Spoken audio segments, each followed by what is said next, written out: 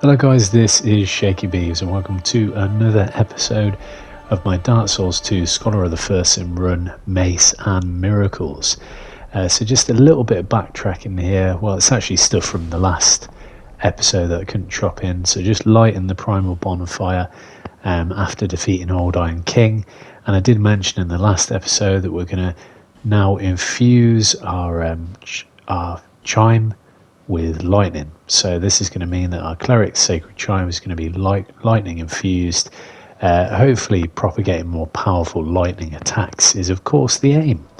So that's now done, showing you a bit of leveling, and actually we're quite heavily leveled now, which I don't manage to chop into this episode. We're closing in on 50 faith by the end of this one that you're about to watch. So looking good. Of course we've got to make our way through Doors of Pharos and then into Bright Cove. This episode is actually pretty action-packed. I hope you enjoy. There's 2 bosses in this, and we'll close out with the Duke's Dear Freja, which was an awesome boss, which I'm going to talk about in a minute.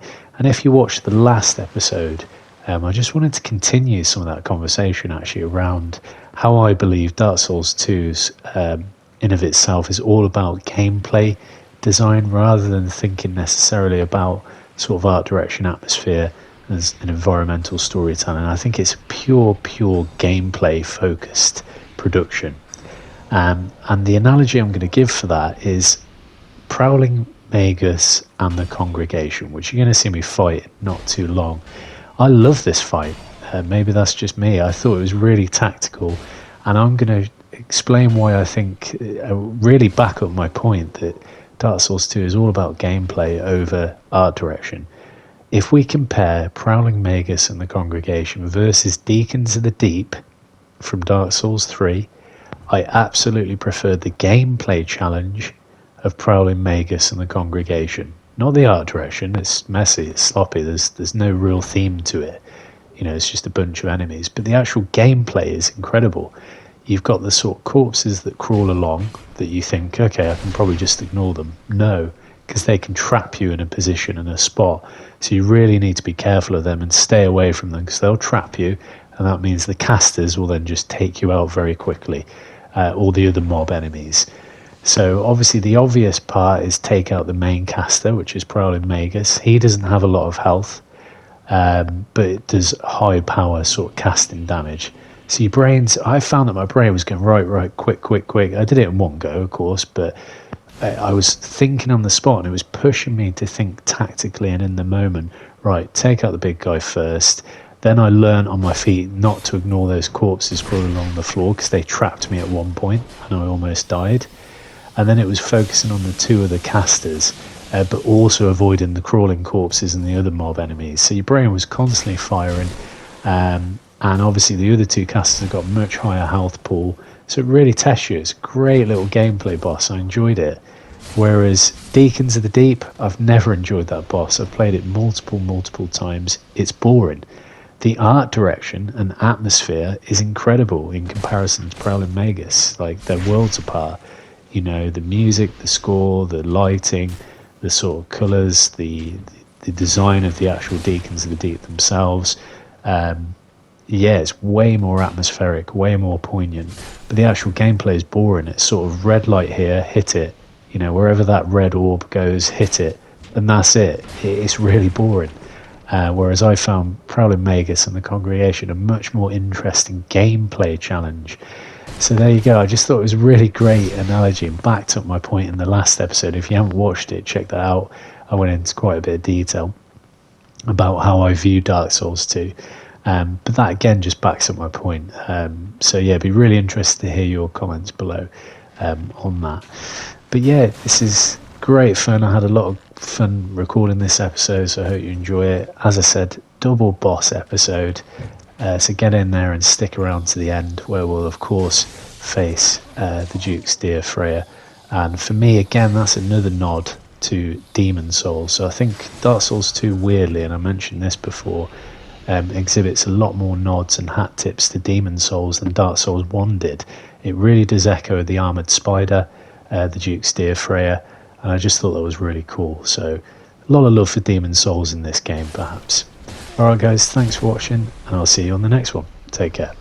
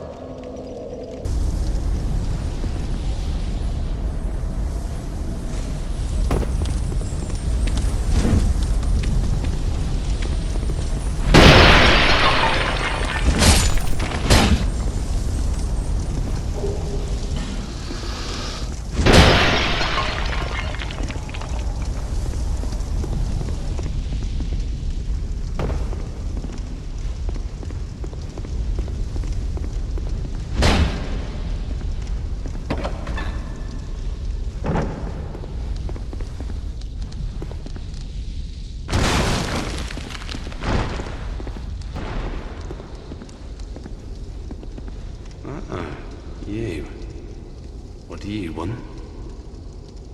That bastard's run off somewhere. Your ring. That's his ring. You're not friends with the bastard, are you? Hand that ring over to me. He's no friend of yours. You can do without it. Think carefully before you answer.